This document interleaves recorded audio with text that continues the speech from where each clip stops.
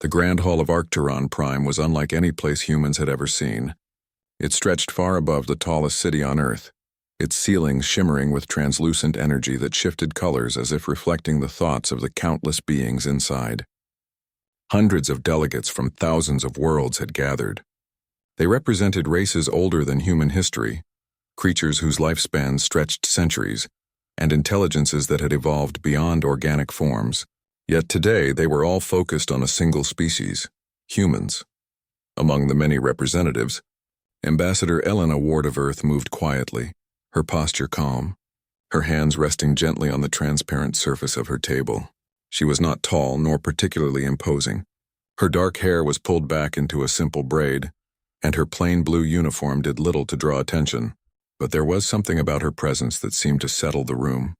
Perhaps it was the quiet confidence in her green eyes or the steady calm in her voice. Whatever it was, it demanded attention even before she spoke. The session began with the usual formalities. The council speaker, a glowing entity of shifting colors called Velora, floated above a dais, its many eyes scanning the hall. "Esteemed delegates," it said, its voice resonating in multiple frequencies at once. "We convene to discuss recent incidents on the frontier systems. Several human interventions have raised questions among our members. Let us begin."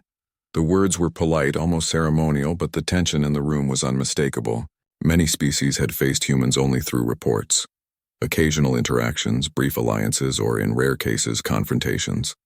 Humans were still young in galactic terms, barely 3 decades into interstellar diplomacy. Yet already stories of their ingenuity, daring, and in some cases sheer audacity had spread like wildfire across star systems.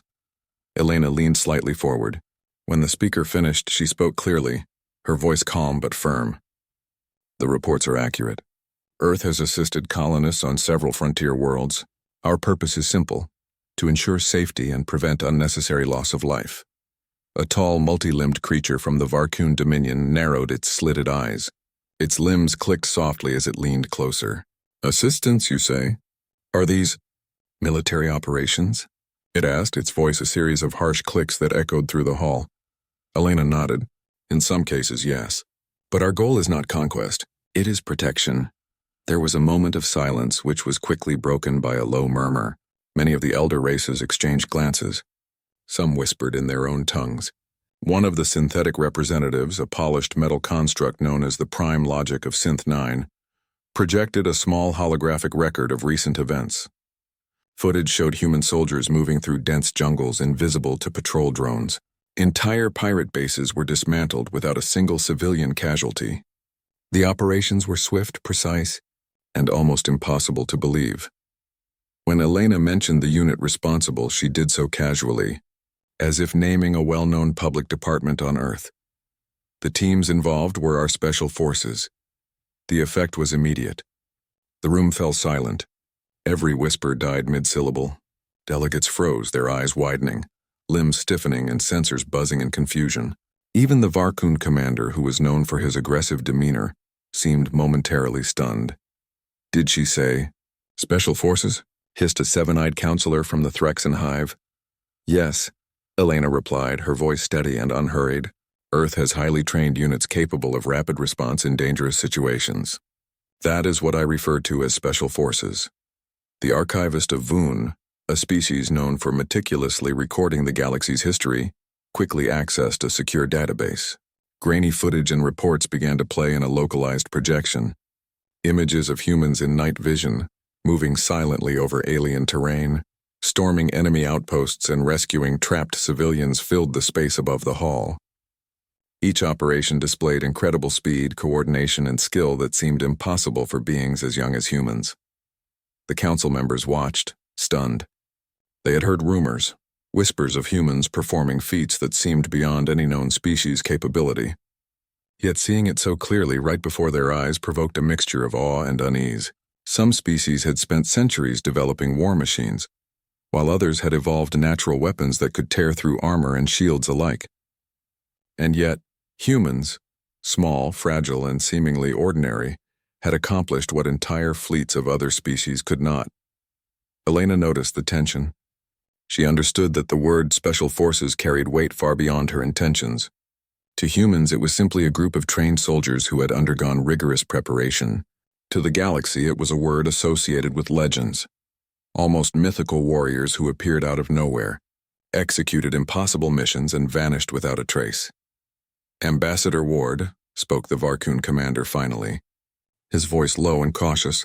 "How many of these Special Forces units exist?" Elena paused, considering her answer. She did not exaggerate. She did not boast. She answered truthfully. "A few dozen teams. Each team operates independently, and each is capable of handling situations far beyond what conventional forces can manage." A ripple went through the hall. Some delegates whispered urgently to one another. One of the elder Threxans muttered, "A few dozen, yet entire fleets fall before them." Elena continued, unaware of the growing tension. "They are humans trained to respond to threats with speed, intelligence, and discretion. Their goal is always the same: to protect lives, minimize conflict, and restore peace. That is all we ask of them." The council chamber seemed to hum with unease. Whispers grew louder. The more the delegates realized about these humans, the more they questioned what the young species was truly capable of. Machines, warlords, and ancient beings had seen centuries of war. Yet they now faced a species that had achieved incredible feats in mere decades. From the corner of the hall, the Krovan elder, a massive creature with obsidian scales, leaned forward, his voice low and almost reverent. "They call them ordinary humans," he muttered. "Yet even a single team can change the outcome of battles that would take entire armies." "How is this possible?" Elena did not answer immediately. She knew that humans were more than their operations, more than their skill. Humans were unpredictable, resourceful, and adaptable. They survived against odds that seemed insurmountable. They succeeded not because of superior technology alone, but because of creativity, courage, and an unyielding drive to protect others. "Perhaps the legend is greater than the fact," she finally said softly, almost to herself. But the words carried across the hall. Delegates glanced at each other, a mixture of awe and uncertainty in their expressions. The council session continued, but the usual chatter and tension of political maneuvering were noticeably subdued. Even when other delegates presented reports, the humans' special forces remained in the minds of everyone present. Some considered them a threat, others a curiosity, and a few even regarded them with quiet respect. For Elena, it was just another day. She thought of the teams back on Earth stationed in hidden bases, training endlessly, ready for orders that might never come. To the rest of the galaxy, they were something else entirely, a symbol of humanity's courage and potential.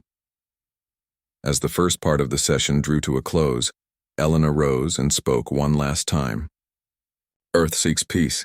Our special forces exist to protect life, to preserve freedom, and to ensure that conflict ends quickly and without unnecessary loss. That is all we ask from the galaxy, nothing more." Silence followed her words, not the tense silence of fear, but the quiet of realization. The council members understood. For all the technologies, fleets, and powers in the galaxy, humans were unlike any other species. They were young, yes, but in their determination, creativity, and courage, they were unmatched. Outside the hall, the twin suns of Arcturon Prime glinted across the orbiting city. Somewhere, hidden from view, a few dozen humans in their Special Forces uniforms were training, unaware of the legend that had just begun to grow around them. They were not trying to impress anyone. They simply did what they had always done: prepare for the moment when humanity would be needed most. And in the grand hall of the Galactic Council, the first seeds of awe and respect for humanity had been planted. The silence in the grand hall of Arcturon Prime lingered long after Ambassador Elena Ward had spoken. The word Special Forces seemed to hang in the air like a living thing, crawling into the thoughts of every delegate. Murmurs broke out in low tones as beings of all shapes and sizes exchanged uneasy glances. Some shivered, others leaned closer to their aides, whispering questions too fast for Elena to hear. Among the crowd, the Threxan warlord, a creature as large as a warship and covered in glossy obsidian scales, narrowed his 6 glowing eyes. He turned to his aide, a smaller, quick-moving Threxan with mottled green skin. "Did she say Special Forces? Are they the humans who—" His voice trailed, almost swallowed by the tension in the chamber. "Yes, my lord," the aide replied, voice shaking slightly. The same humans whose operations are rumored to end entire conflicts in hours. Whispers say a single team can infiltrate fortified bases without detection. That is why the Council is silent. They fear the legend is real. The warlord let out a low rumble that vibrated through the floor. Legends? We have fought wars for centuries. Armies of thousands, fleets of hundreds, fleets that orbit worlds for decades. How could a species so young, barely 30 cycles among the stars, command such fear? Even the most confident aliens began to feel a chill. Elena, seated calmly at her table, watched as the Council wrestled with what they had just learned. To them, humans were small, fragile, and in many ways simple. Yet something in the way she spoke and the calm certainty of her words suggested a strength that was difficult to quantify. The archivist of Voon, a tall being made of translucent crystal, projected holographic records of humanity's recent frontier missions.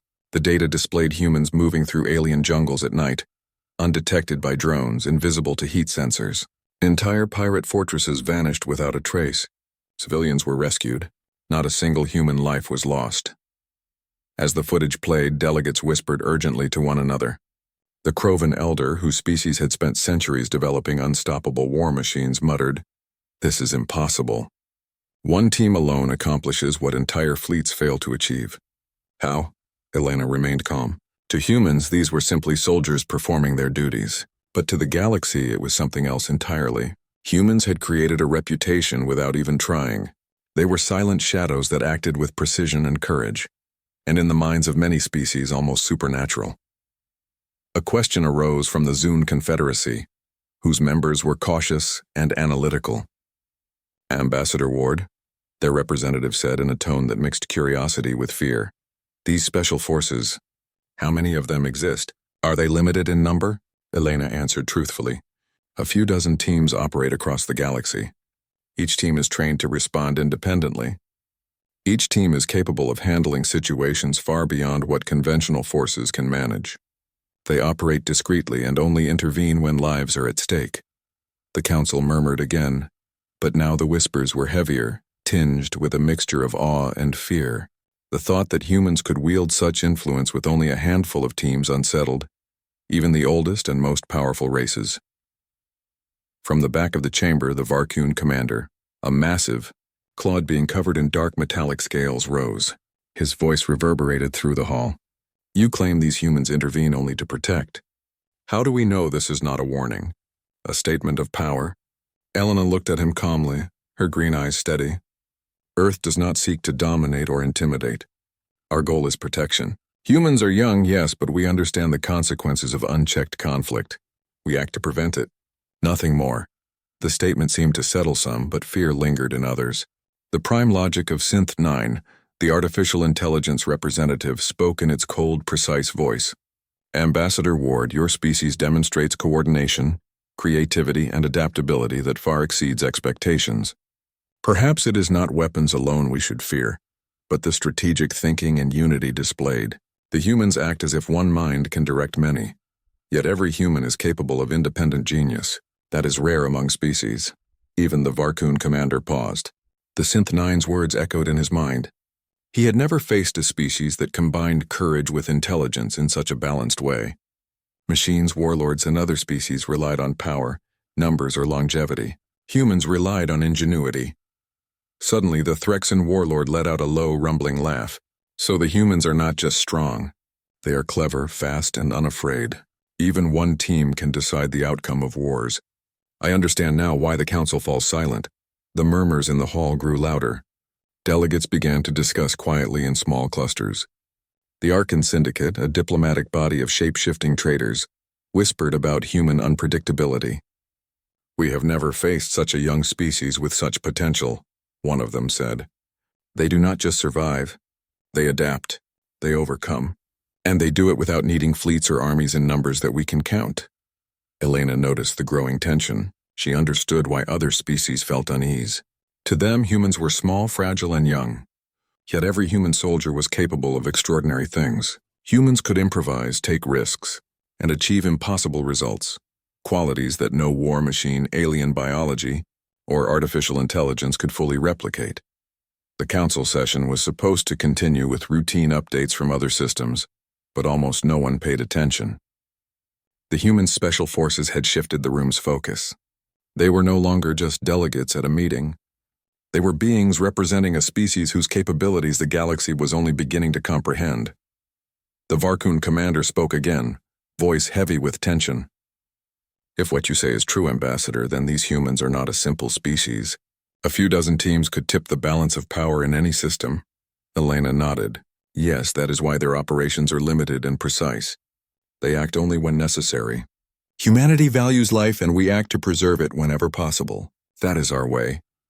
Her words seemed almost too simple, too gentle for what they implied. The Council realized that humans did not rely on overwhelming numbers or terrifying weapons to gain respect. They relied on skill, courage, and determination. They relied on each human being capable of extraordinary action. The Krovan elder spoke softly, almost to himself.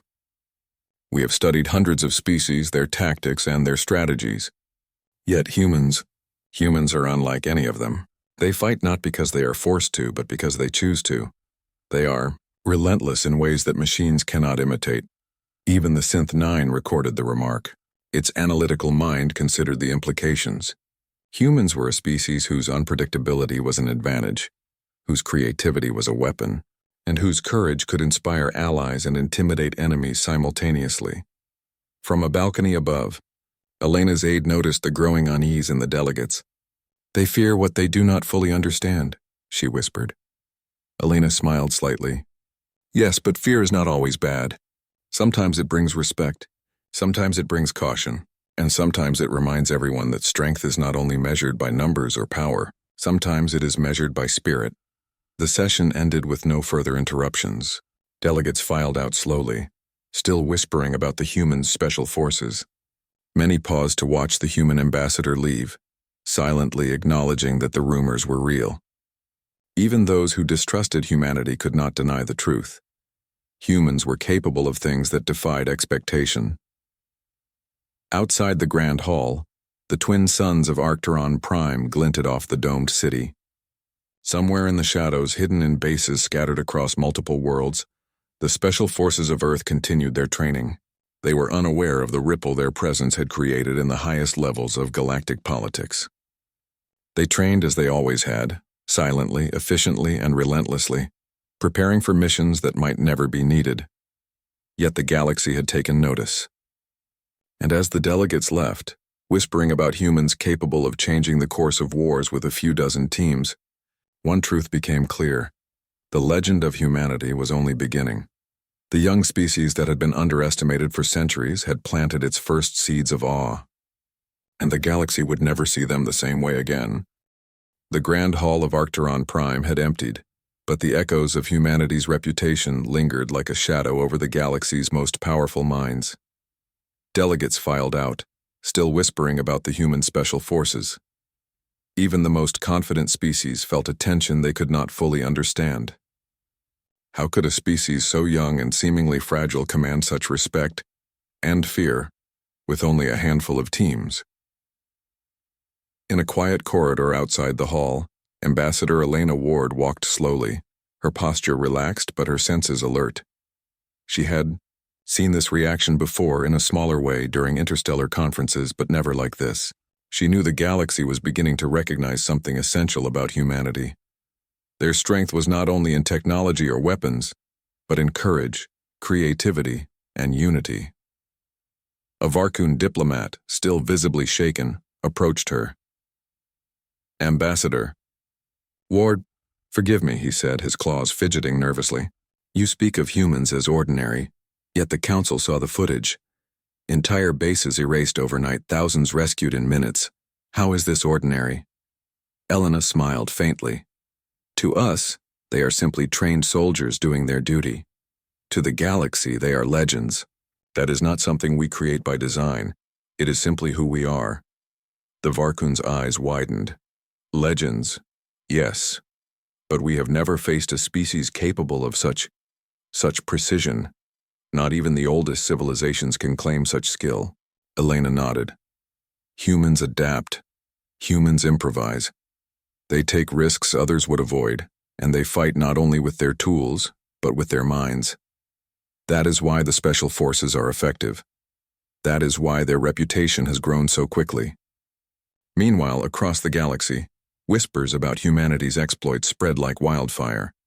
The Zune Confederacy debated what they had seen. "A few dozen teams," one representative said, voice trembling with disbelief. "That is barely a fraction of a fleet, and yet they are capable of turning the tide of wars. How can that be?" The prime logic of Synth 9 responded, its voice calm but unnervingly precise. "Analysis suggests that humans combine cognitive flexibility with instinctive action. Their operations involve risk, yes, but calculated risk. They act independently when necessary, and with unity when required. Their efficiency is unmatched." Even the Krovan Elder, who had lived for centuries and built weapons designed to obliterate planets, shook his massive head. "Machines, fleets, and armies rely on repetition and sheer force. Humans rely on ingenuity and courage. One human can act as many, or many can act as one. It is remarkable." Back in the council chambers, the Threxan warlord gathered with his closest advisors. "Legends," he muttered. "They speak as if these humans are invincible, yet I have fought countless species stronger than my own. How can a few dozen humans do what fleets cannot?" One advisor, small and wiry, spoke carefully. "It is not strength alone, my lord. It is intelligence, coordination, and unpredictability. Humans fight like nothing we have ever seen. Even their culture encourages creative thinking and conflict. That is why the footage from their special forces is so alarming." The warlord growled softly, his many eyes narrowing. "Then we must respect them, perhaps even fear them. If a species so young can achieve this much, what might they accomplish when fully matured?" Far from the council, in a hidden human base orbiting a distant system, the special forces were unaware of the stir they had caused. Teams ran drills with meticulous precision. Some were training in urban rescue scenarios, climbing walls, disabling security systems, and coordinating movements silently. Others trained in zero-gravity combat simulations, where the smallest misstep could end a mission before it began. Lieutenant Marcus Juno, one of the most experienced officers, watched his team move. "Remember," he said, "speed, precision, and observation. Every move counts. Lives depend on it, always." Private Lena Ortiz nodded, adjusting her helmet's display.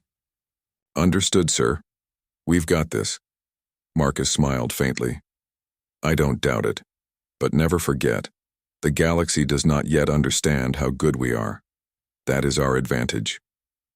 Meanwhile, on Arcturon Prime, the Varkun commander convened an emergency session with delegates who had witnessed the footage. "We face a species that acts beyond our comprehension," he said, his claws tapping the table nervously. "They are unpredictable, resourceful, and united in ways no other species can match. We cannot underestimate them." From the shadows, a Zune scholar whispered, "It is not their technology that frightens us, Commander. It is their spirit. They are not merely tools of war. They fight for reasons deeper than power or conquest. They fight for others." This idea spread quickly through the council. Slowly, the initial fear began to mix with respect. The galaxy realized humans were dangerous not because they sought domination, but because they were willing to act decisively when necessary. That combination, power, intelligence, and morality, was rare in any species. Back in the corridor outside the Grand Hall, Elena continued her walk. She paused to look out over the orbiting city, its lights twinkling like stars reflected on the surface of a calm sea. Somewhere in the galaxy, her Special Forces teams were preparing for missions that might never arrive, yet they were always ready, always disciplined, always human. A junior delegate from a minor system approached her hesitantly. "Ambassador Ward, I have a question," the young being said. "Why do humans act so differently from other species? We have studied your history, your battles, and your wars, yet your methods are unique." Elena considered the question. Humans have always faced challenges with creativity and courage. We adapt to survive, yes, but we also act to protect. That is our way. We do not wait for the perfect plan or for others to lead. We act when it is necessary, and we trust in each other to succeed. The young delegate's eyes widened. So, your unity is voluntary, your strength comes from choice, not obligation? Elena nodded. Exactly. That is why a few dozen humans can accomplish what entire fleets cannot. Each team operates with trust, training, and purpose. That is our advantage. Across the hall, even the council's most skeptical members began to whisper among themselves. The Krovan elder spoke to a neighboring delegate. Machines and armies rely on repetition. Humans rely on intelligence, courage, and unpredictability. I do not think we have fully understood what that means yet. The prime logic of Synth 9 calculated in its internal database. Its analytical voice, devoid of emotion, stated, "Humans demonstrate a combination of tactical skill, adaptive strategy, and moral choice. No other species exhibits this combination in recorded history. They are exceptional." In the shadows, the Threxan warlord leaned back, his multifaceted eyes reflecting the chamber. "Perhaps it is not fear that we feel," he muttered, "but realization. Humans are different, not only in skill but in spirit. They could inspire entire systems or crush them. We must respect that." Elena returned to her table and began reviewing diplomatic messages. She knew that the Council's opinion of humanity had shifted. What began as curiosity and skepticism had grown into caution, and even admiration. Yet she also knew that humans' potential went far beyond what the galaxy currently understood.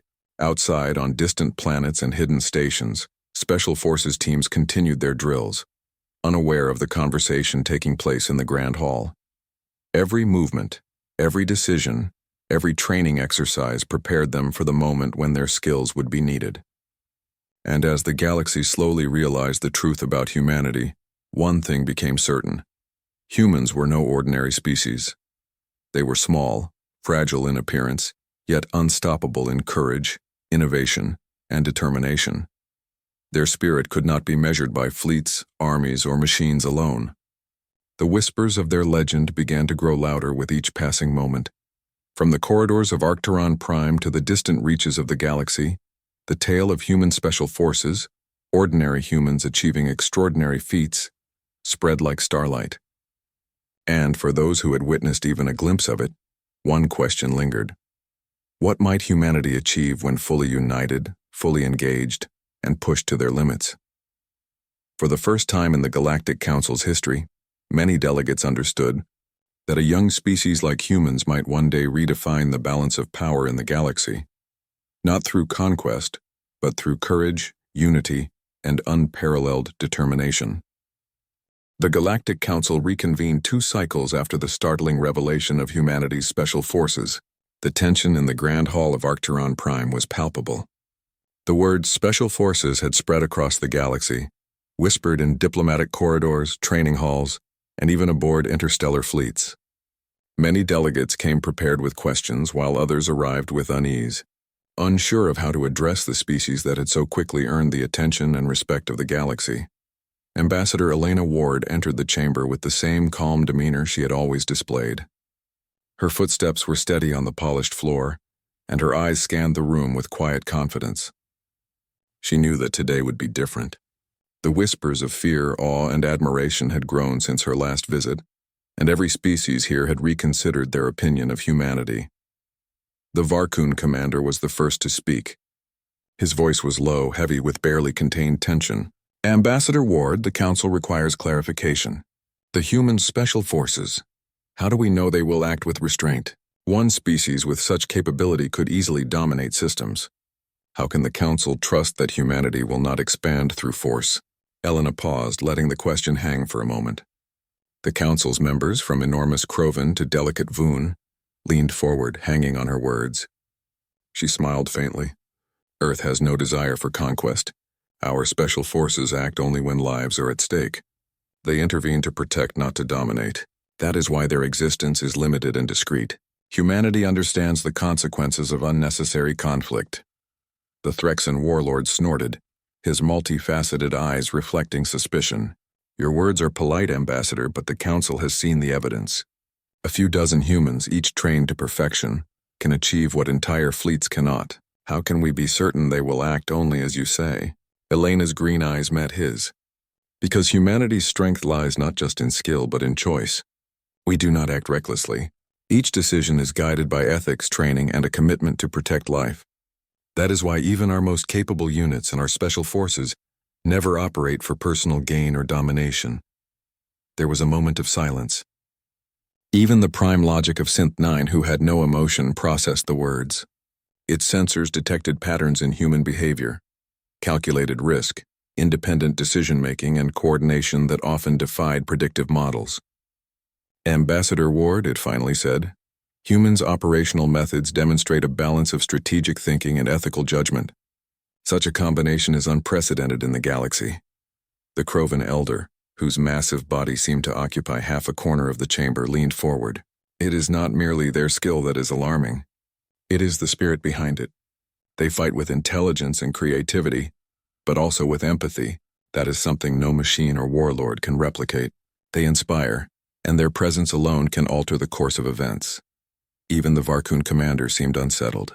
So it is not fear alone that makes us uneasy, he admitted. It is respect, but respect mixed with uncertainty. Humans are young, yes, but the potential is frightening. Elena nodded. And that is why the Council must understand. Humans act to preserve, not to destroy. That is our strength, and that is why our special forces operate as they do. At the back of the chamber, whispers erupted among several delegates. They are not like any species we have studied, a Zune scholar said softly. They combine courage, creativity, and morality in a way that changes everything we thought we knew about war and strategy. The Threxan warlord's voice echoed across the hall. If what you say is true, he muttered, then we may be facing not only a capable species but a dangerous one. Not because they seek power, but because they choose to act when others cannot. That is far more dangerous than any fleet. Elena remained calm, as if the tension in the room were merely background noise, but she knew that the Council's perception of humanity had shifted irrevocably. They no longer saw humans as insignificant newcomers. They saw them as legends in the making, beings whose courage and ingenuity could alter the balance of power in the galaxy. Meanwhile, across multiple systems, the ripple effects of the Council's reaction were already being felt. Fleets recorded anomalies in human tactics, and strategic analyses were revised to account for the new understanding of humanity's capabilities. Reports of humans completing impossible missions circulated among military and diplomatic circles alike. Each new story reinforced what the Council had already begun to understand. Humanity was exceptional. Back in the chamber, a representative from the Arkan Syndicate, known for their negotiation skills and subtle influence, spoke cautiously. Ambassador Ward, with all respect, we must consider the implications. Even if humans act with restraint, others may not understand their intentions. How does Earth ensure that misunderstandings do not escalate into conflict? Elena's expression remained steady. Through transparency where possible, diplomacy, and the consistent demonstration of our values. We do not act for conquest or personal gain. That consistency builds trust. Humanity has always understood that power without purpose is dangerous, and that strength without restraint is meaningless. The Varkun commander frowned, considering her words. Yet your special forces operate discreetly. How do we know there will never be an error? A mission that goes awry. One team could devastate a system before any council can respond. Elena tilted her head slightly, acknowledging the concern. No force is perfect. Mistakes can happen anywhere. But the humans who serve in these units are trained to anticipate every variable. We act with precision because we understand that one mistake can cost lives. That is the difference, Kai. We value life above all else. At that moment, the prime logic of Synth 9 made an observation. The Council's unease is based not on capability alone, but on unpredictability. Humans' adaptability is unmatched. They do not follow rigid protocols.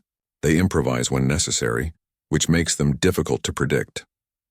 That is both their strength and the source of fear among other species. The Krovan elder leaned back, his massive claws tapping lightly on the table. Fear, yes, but more importantly, respect.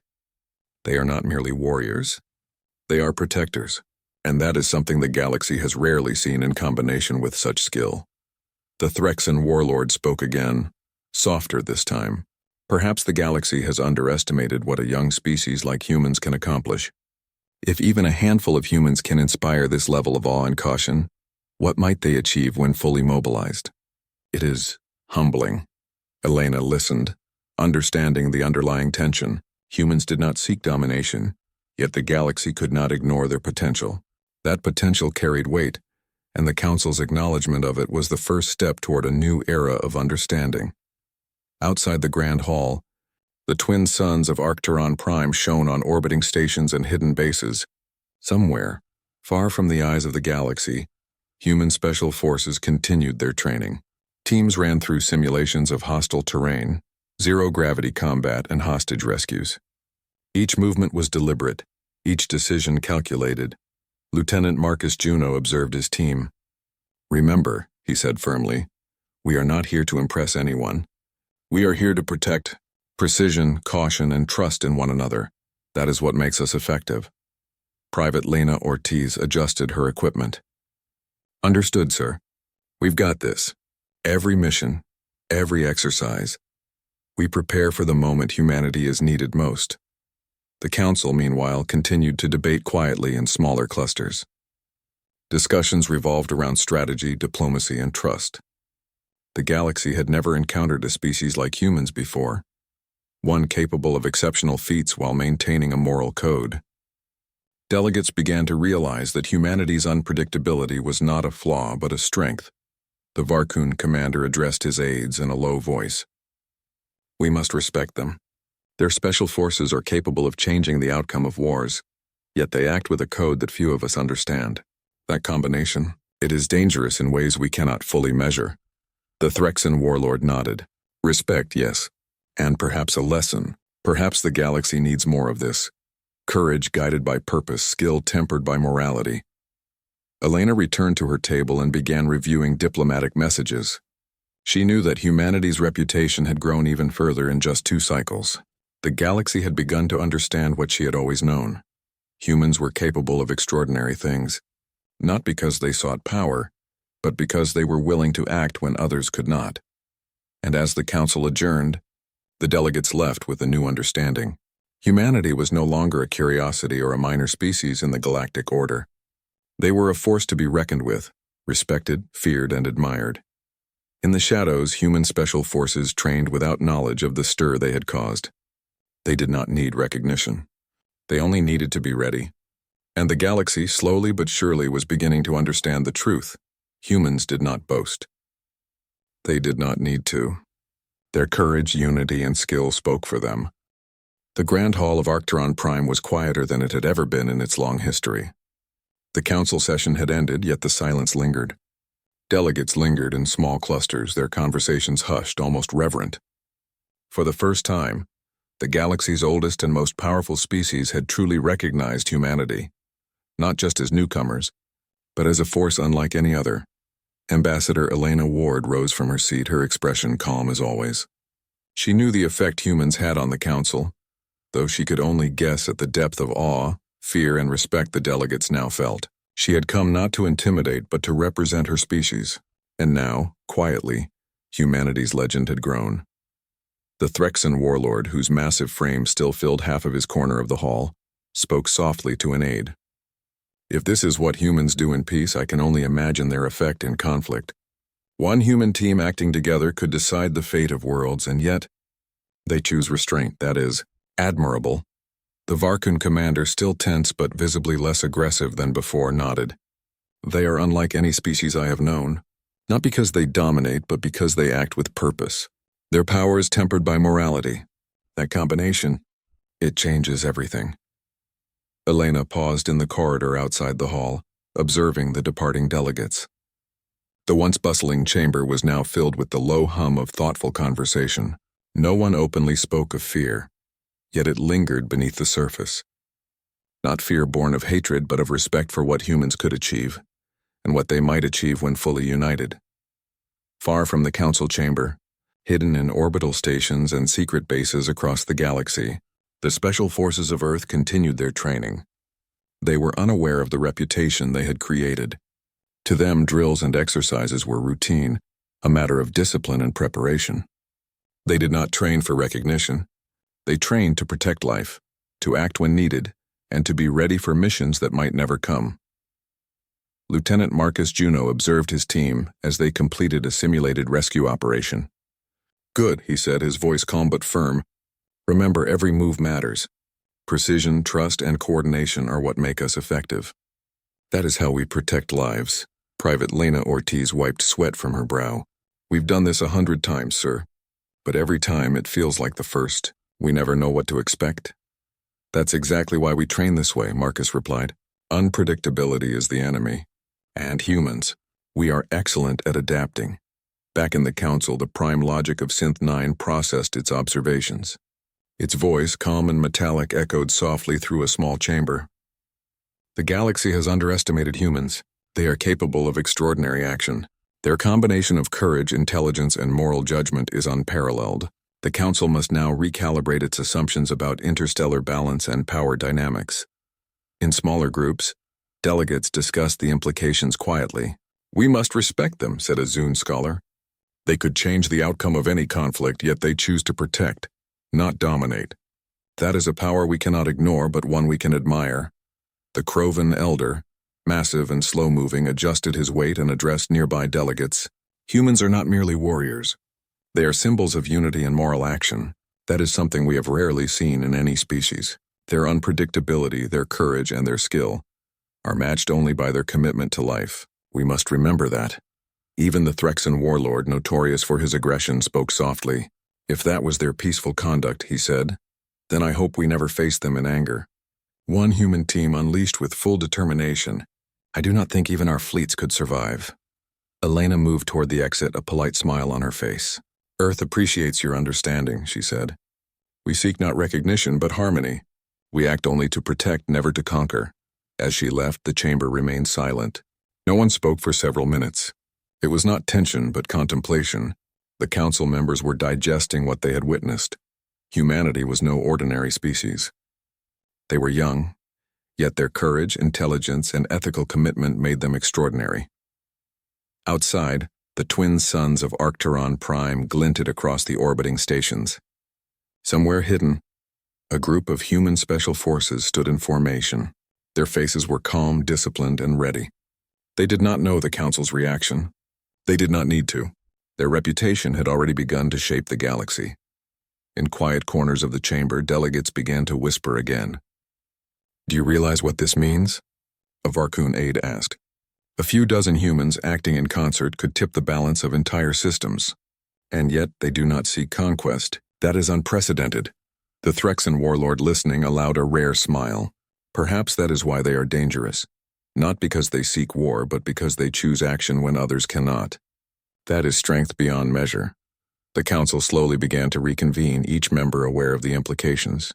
Diplomatic strategy, military planning, and interstellar politics would all have to account for humanity's unique combination of skill, courage, and moral purpose. Every fleet, every diplomat, and every strategist now had to consider humans not as a minor species, but as a potential force that could change the course of events across galaxies. Back in their training halls, human special forces continued their drills. Simulated rescues, strategic operations, and combat scenarios went on tirelessly. Lieutenant Juno moved among his teams, observing, correcting, encouraging. "Every mission is a lesson," he reminded them. "Every action teaches us something new. That is how we stay ahead. That is how we protect lives." Private Ortiz wiped her visor clean and nodded. "We are ready for anything, sir." "Yes," Juno said. "But remember, it is not just skill that makes us human. It is courage, adaptability, and our willingness to act when others cannot. That is our greatest strength." Across the galaxy, whispers of humanity's legend grew louder. From distant trading stations to secret military outposts, the stories of human special forces, their speed, precision, and ability to save countless lives, inspired awe. Entire species began reevaluating how they viewed humans. They were no longer a curiosity. They were a benchmark, a standard for courage, skill, and moral action in the galaxy. Back on Arctron Prime, the council adjourned for the day. Delegates left quietly, still deep in thought. No speeches were made, no proclamations declared. Silence, tempered with respect, filled the chambers. The galaxy had witnessed the truth. Humanity was extraordinary. And as the council dispersed, one thought lingered in every mind. Humans did not need to boast. They did not need to show power for others to notice. Their courage, discipline, and willingness to act in the face of danger spoke louder than any fleet, weapon, or speech ever could. Somewhere far from the eyes of the galaxy, human special forces continued their training. They moved silently, efficiently, and with purpose. Every drill, every simulation, every decision prepared them for a future they might never see. A future where humanity could be called upon to protect life, preserve peace, and shape the galaxy's destiny. The legend of humanity had begun not with words, nor with proclamations, nor with displays of might. It had begun quietly, with courage and action, in hidden corners of the galaxy. And now the galaxy knew the truth. Humans were extraordinary. Not because they sought power, but because they acted when others could not. With skill, intelligence, and heart. In the silence of the Grand Hall, the final realization settled over the council. The humans were not merely participants in the galaxy. They were a force to be respected, admired, and perhaps even revered. The story of humanity had begun, and the galaxy would never forget it.